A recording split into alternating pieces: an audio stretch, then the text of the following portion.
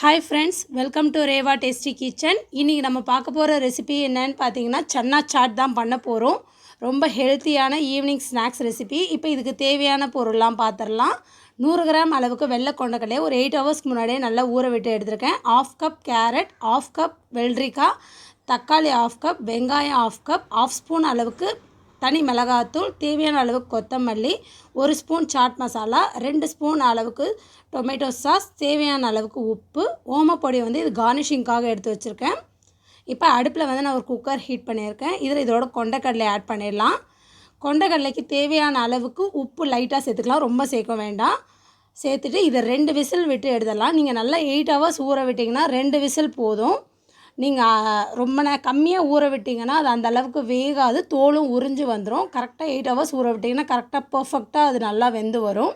இப்போ நான் 2 விசில் தான் விட்டுருக்கேன் பாருங்கள். இப்போ இது நல்லா வெந்துடுச்சு. இதை தண்ணி நான் ஃபில்ட்ரு பண்ணி எடுத்துடுறேன். பொதுவாக பார்த்திங்கன்னா நம்ம பயிரெலாம் வேக வச்சோன்னா அதில் ஈரசத்து கொஞ்சம் இருக்கும்.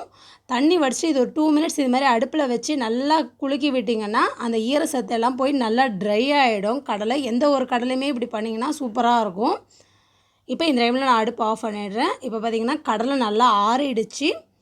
இப்போ இது கூட கேரட் எல்லாமே நான் குட்டி குட்டி சைஸில் கட் பண்ணியிருக்கேன், ஈவனான ஷேப்பில். நெக்ஸ்ட்டு வெள்ளரிக்காய், இது கூட தக்காளி, நெக்ஸ்ட்டு வெங்காயம், இது எல்லாத்தையும் ஆட் பண்ணியாச்சு. இதுக்கு தேவையான அளவுக்கு நான் உப்பு ஆட் பண்ணிடுறேன். ஏன்னா கொண்டக்கடலைக்கு தான் நான் உப்பு போட்டிருந்தேன். இப்போ இந்த காய்க்கு தேவையான அளவுக்கு நான் உப்பு இதோட ஆட் பண்ணிடுறேன். நெக்ஸ்ட்டு பார்த்திங்கன்னா சாட் மசாலா, தனி மிளகாத்தூள், இது கூட கொத்தமல்லி. சப்போஸ் உங்கள்கிட்ட கொத்தமல்லி இல்லைனா கூட நீங்கள் புதினா கூட இதோட ஆட் பண்ணிக்கலாம். இதை நல்லா மிக்ஸ் பண்ணி விட்டுருவோம். நம்ம சேனலை சப்ஸ்கிரைப் பண்ணாமல் இருந்தீங்கன்னா சப்ஸ்கிரைப் பண்ணிக்கோங்க. அது பக்கத்தில் இருக்க பெல் ஐக்கானை கிளிக் பண்ணிங்கன்னா ஆல்ன்ற ஆப்ஷன் வரும். அதை கிளிக் பண்ணிங்கன்னா நான் தினம் போடுற வீடியோஸ்லாம் உங்களுக்கு நோட்டிஃபிகேஷனோடு வரும்.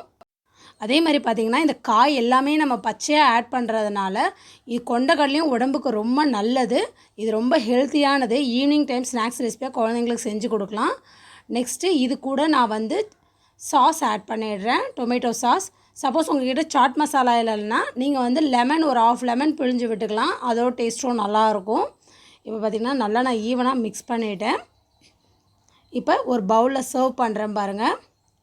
உங்கள் ஃப்ரெண்ட்ஸ் ரிலேட்டிவ்ஸ் யாருக்காவது சமையல் தெரியாத பிகினர்ஸ் இருந்தாங்கன்னா இந்த வீடியோவை அவங்களுக்கு ஷேர் பண்ணுங்கள்.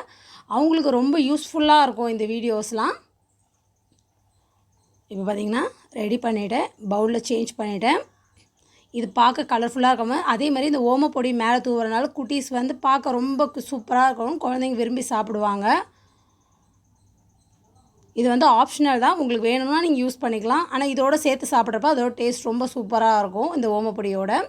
அவ்வளோதான், ரெடி ஆகிடுச்சு. ட்ரை பண்ணி பாருங்கள். ட்ரை பண்ணி பார்த்துட்டு கமெண்ட் பண்ணுங்கள். என்னோடய வீடியோவை லைக் பண்ணுங்கள், மறக்காமல் ஷேர் பண்ணுங்கள், மறக்காமல் சப்ஸ்கிரைப் பண்ணுங்கள். தேங்க்யூ.